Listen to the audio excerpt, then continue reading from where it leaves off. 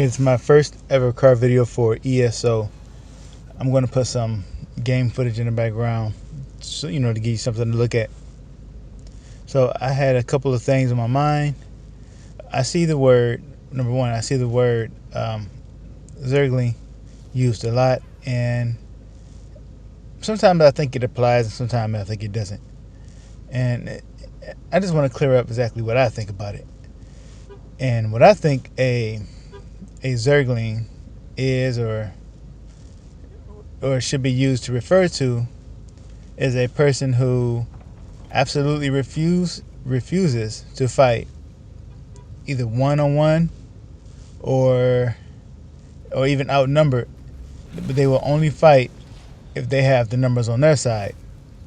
Because I can run into a crowd, right, and I will try to pick somebody out of a crowd, and maybe one person off to the side or something like that, and light attack them or do something and let them know I'm coming, and they will run, or they would just back up and try to go the other way. But then as soon as 2 or 3 other people come by their side, then they come back and now they want to fight. I like that. Okay, to me that is a zergling. Because you will only fight if you have the numbers. And so I don't really, I'm not trying to throw shade at those people. I'm just saying, just it is what it is. If you're that type of person, you're a zergling, then that's what you are. Because sometimes not everybody who's just in a crowd is a zergling. Because I will follow the crowd sometimes, because if they're going to the battle, hey, I'm going there too because I want to go to the battle. But if I see that we get there and there are like 2 or 3 people there, and on my side they have like 10, or not even 10, but maybe just 5 or 6, I'm like, I may just sit that one out. I may keep going, because I don't want to, I don't really care to team up on people like that. I just don't really care to, so I just keep going. And there have been times also when, I would think I'm alone, and I would go, I would run up to somebody, to challenge them to a fight, or I would maybe even 2 or 3 people, because I'm not really afraid to. I'm a little stupid that way, where I'm like, I don't see 2 or 3 people as something to run away from. I'll try to fight, and next thing you know, 10, 15 people from my side. I'm typically AD, so 10 or 15 yellows pop up, and suddenly the numbers will be on my side, and I'm just like, whoa, where did these people come from? I'm like, did they just leap out of a black hole or something? Where did these people just come from? So I understand that too. You may think you're alone, and then suddenly a lot of people come out of somewhere, and then people will be like, oh, you're a zergling and stuff like that, and you may not even know that those people were coming. So I don't say just because people are in a group that they're a zergling.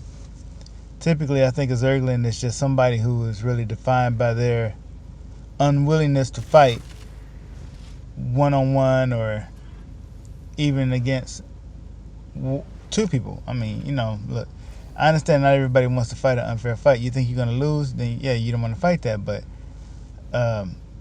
the moment you suddenly turn around, once you see that the numbers are on your side, and now you're eager to fight, now you're a zergling. To me, that's what a zergling is to me. So, I hope that's clear.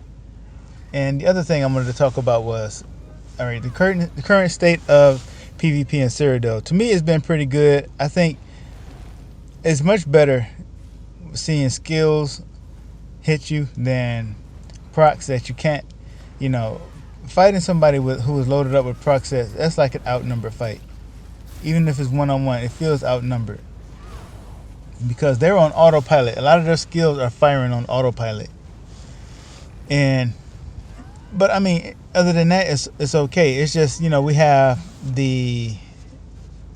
we're going to see some of the class unbalance kind of shine a little bit more now. You know what I mean by shine? I mean, it's just going to be more,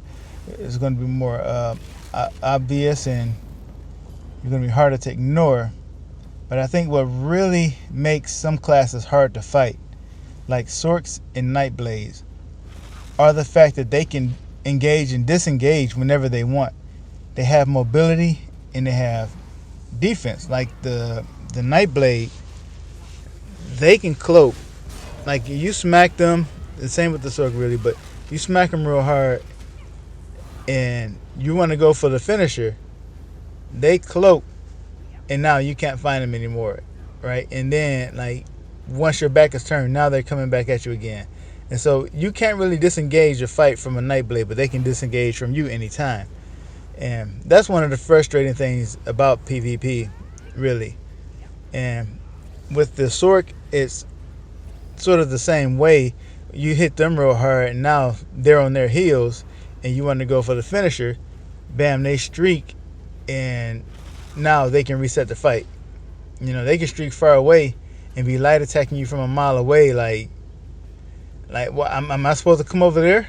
You know, I don't have a streak. I'm not catching you way over there. So, yeah, there's a little bit of an issue with the other classes not being able to compete with Streak and Cloak. Not only that, but Sorks also have CCs. They have everything in their kit that they need, but other classes do not. So I'm not asking for these classes to be nerfed. I'm asking for the other classes to be given the things that they need to compete. Templars are, well, Templar was my main class. They don't have everything that they need. They don't have a hard CC. They don't have, I mean, they have a Aurora, not Aurora Javelin, but, you know, the Javelin, but that's, you know, they struggle with bar space and struggle with mobility, struggle with defense, struggling with fighting, going offensive. You know, it's a lot of things. So, I mean, other than that, though, the PvP has been pretty good. And I would like to say good job to Zos on for what for the most part has been pretty fun PvP, and I hope they can make it a way so that proc sets have their place, preferably in PvE, because I don't mind proc sets in PvE at all. I don't like them in PvP though. So I don't know. That's pretty much all I had to say. Thanks for listening.